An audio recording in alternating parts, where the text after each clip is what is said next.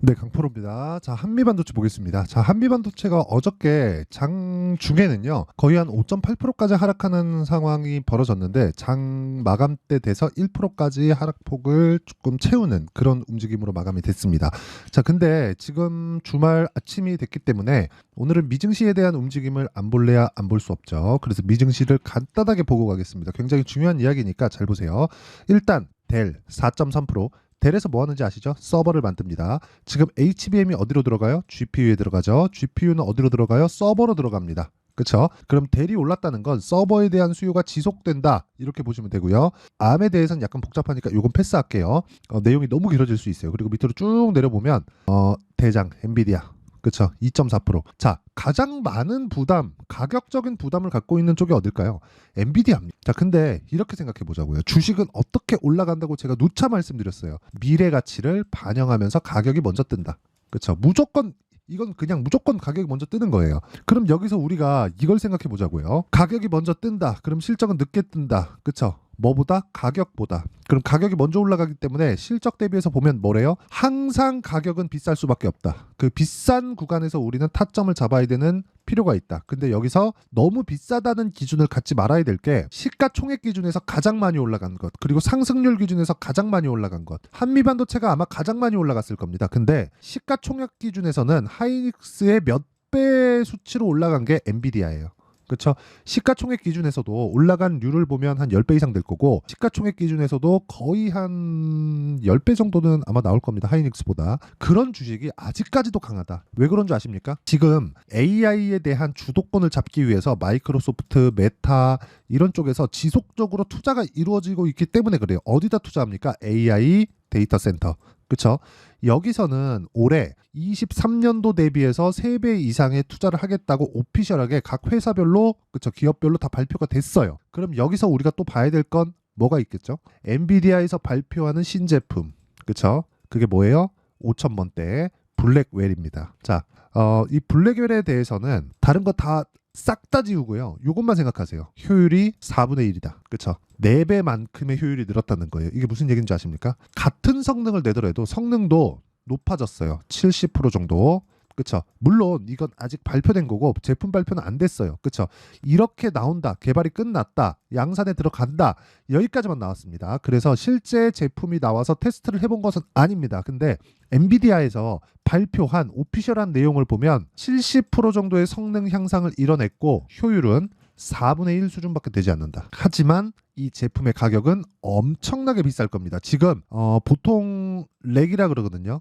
그쵸? 이 렉을 한 개 기준에서 3천에서 4천만 원 정도, 개인 소비자가 살려면 5천에서 7천만 원 정도, 이 정도 사야 됩니다. 근데 기업단에서 굉장히 대량 거래를 하기 때문에 3에서 4천 정도로 거래가 된다고 보시면 되는데 이 단가가 7천만 원으로 높아집니다. 왜 그런지는 칩 두 개가 들어가기 때문에 그렇습니다. 요 내용을 제가 이야기를 하자면 영상이 너무 길어지기 때문에 요건 일단 그 패스를 하겠습니다.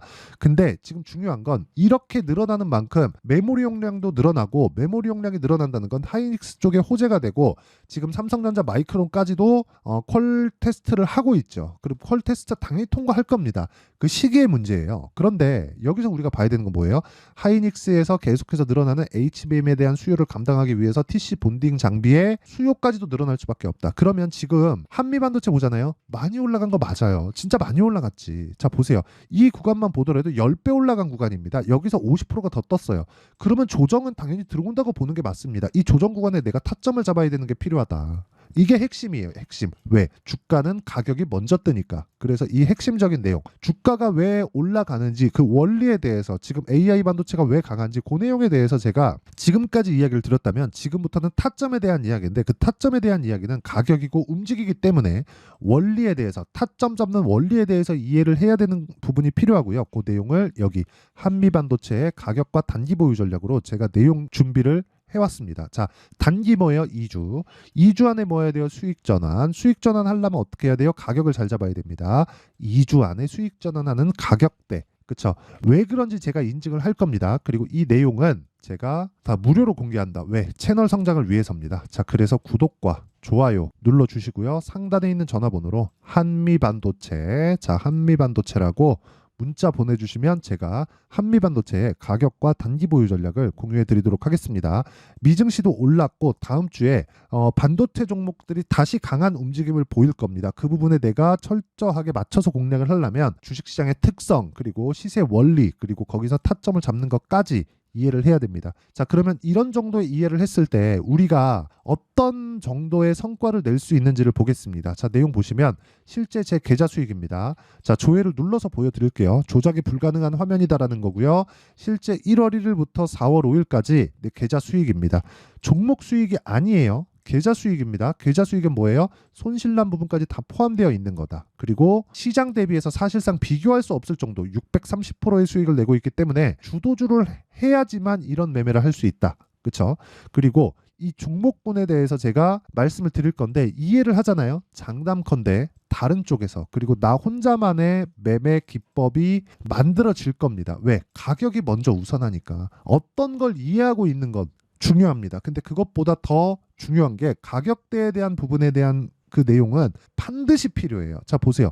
가온칩스 언제 매수했죠? 올라가고 난 이후에 1월 달. 그렇죠? 이쪽 이후에는 제가 다른 반도체를 한다고 매매를 못 했습니다. 그렇죠? 근데 이런 부분을 제가 어디서 합니까? 여기 소통방에서 다 공개를 한다. 자, 4월 4일자예요. 그렇죠? 4월 4일자에도 하나머트리얼즈, 한양디지텍, 테스 이거 다 뭐예요?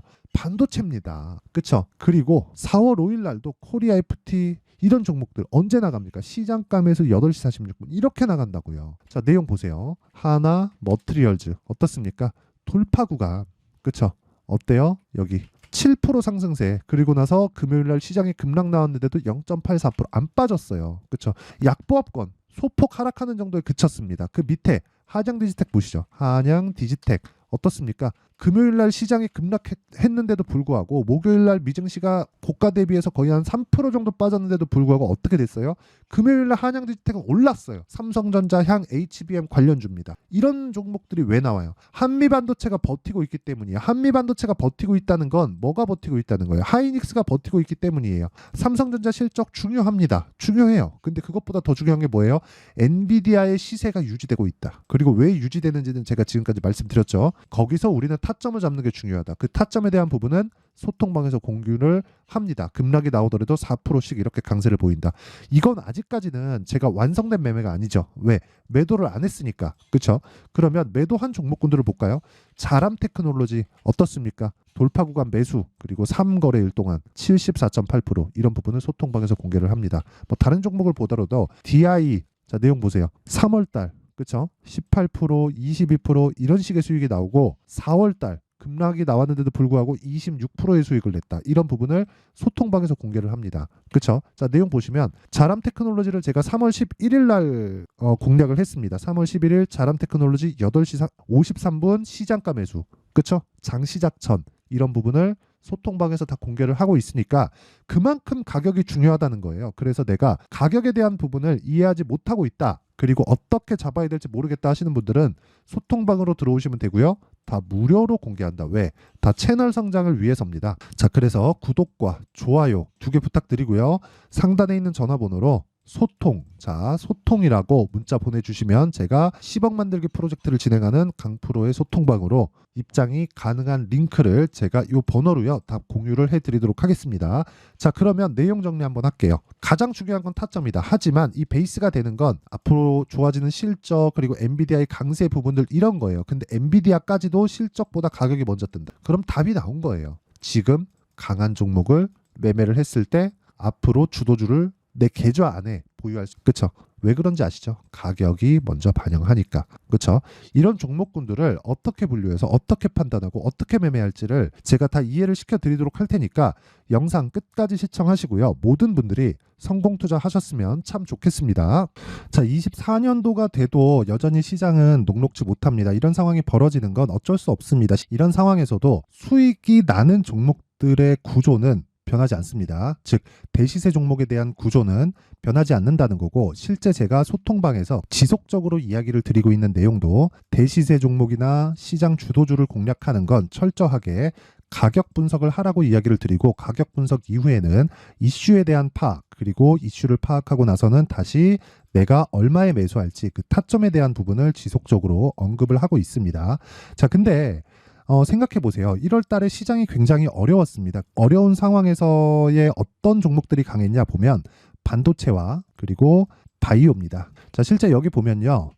HLB에 제가 실제 매매한 내용을 띄워놓고 보여드리고 있는데, 1월 22일부터 매매를 시작해서 4일 동안 31%의 수익 마감이 됐고요. 그리고 여전히 신고가 종목입니다. 자, 그리고 그 다음 어보브 반도체, 이름을 보시다시피 반도체 종목이죠. 그리고 AI 반도체는 지속적으로 강세를 보이고 있습니다. 이 종목도 신고가를 먼저 달성한 이후에 제가 21%의 단기간에 21%의 큰 수익을 내고 마감이 됐습니다. 다시 재공략을 준비하고 있고, 이런 부분은 소통방에서 다 공유를 해드립니다. 자, 그리고 그 다음 코세스. 자, 코세스 같은 종목도 당연히 그쵸, 신고가 종목이고요. 그리고 반도체 종목입니다. 이 종목도 영업일 기준에서 이틀 동안 대략 한 15%의 수익 마감이 됐습니다. 내용을 한번 보시면 어떻습니까? HLB를 포함해서 뭐 30%, 20%, 뭐 15% 이런 식의 수익이 지속적으로 발생하고 있는데, 이 세 종목 모두 다 신고가 종목이고 1월 달에 시장이 약세를 보이고 있는 구간에서도 강했었던 그런 종목입니다. 특징점이 하나 있는데, 그 이슈에 앞서서 가격이 먼저 반영했다는 거죠. 자, 근데 그게 기업 밸류업 프로그램이라고 하죠. 그 종목들도 마찬가지입니다. 오늘은 그 부분에 대해서 이야기를 드릴 텐데, 그렇게 제가 가격을 먼저 보고 이슈에 대해서 파악하는 이유는 결과적으로는 큰 시세를 먹기 위한 사전 준비 작업입니다. 실제로 큰 시세를 먹기 위해서 사전 준비 작업을 했을 때 여기 레인보우 로보틱스 127%, 그리고 ISC 98%, 그리고 한미반도체 97%의 큰 수익을 내는 상황을 만들 수 있습니다. 어떤 식으로 소통방에서 진행됐는지, 그쵸? 그 상황을 제가 이야기를 드린 건데, 이런 상황도요, 당연히 신고가를 공략했을 때 가능한 겁니다. 자, 그러면 이번에도 마찬가지입니다. 그쵸? 정부 주도의 코리아 디스카운트 해소 방안이 2월 달에 발표를 하고요. 그리고 2월 달에 발표된 내용을 토대로 주가가 움직이는 게 아니라 이미 움직인 내용이 있죠. 실제 이 내용은 크게 중요한 게 아니라는 겁니다. 실제 움직인 내용을 보면, 자, 기아차입니다. 실제로 12월 달에 신고가를 만들어 놓고 정부에서 입김을 불어 넣으니까 순식간에 기아차를 포함해서 현대차 같은 거대 기업들의 주가가 2주도 채 되지 않아서 40% 정도의 큰 시세를 냅니다. 자, 그러면 우리는 어떤 종목을 봐야 될까요? 이슈를 파악해야 되는 것도 맞지만 철저하게 가격에 맞춰서 매매를 해야 되는 게 당연히 중요합니다. 정부가 주도하는 정책 방향이 있겠죠. 그 방향에 맞춰서 우리가 종목을 찾을 필요가 있다. 자, 그러면 답이 나왔습니다. 정부가 주도하는 방향에 맞춰서 제2의 기아차를 찾는 게 지금은 중요하다. 근데 정부 정책의 방향에 맞게 가자. 그랬을 때 앞서서 제가 보여드렸었던 내용인 여기 레인보우 로보틱스 127%, 그리고 ISC 98%, 그리고 한미반도체 97%와 같은 수익을 낼 수 있습니다. 물론 시간에 대한 부분은 최소 2주의 시간이 필요하고요. 그리고 최장 3개월 안에 끝내야 됩니다. 자, 기아차의 시세를 보셨던 것과 같이 2월 달에 정부 정책의 방향이 결정되고요. 바로 3월 달이면 시행입니다. 자, 그러면 우리는 거기에 맞춰서 당연히 종목을 찾아야 되고, 제가 제2의 기아차를 찾아놨습니다. 제가 아까 전에 소통방에서 이야기를 드렸었던 내용 다 공개를 해드렸는데, 그 내용처럼 종목만 받고 싶다 하시는 분들은요, 상단에 있는 제 전화번호로 대시세, 자, 대시세라고 문자를 보내주시면 정부 정책의 방향에 맞는 종목을 모든 분들에게 무료로 공개를 해드리도록 하겠습니다. 자, 제가 원하는 건 채널 성장이 목적입니다. 자, 그래서 구독과 좋아요 꼭 좀 부탁드리고요. 모든 분들이 정부 정책에 맞는 방향으로 매매를 이어가서 큰 수익 보셨으면 좋겠습니다.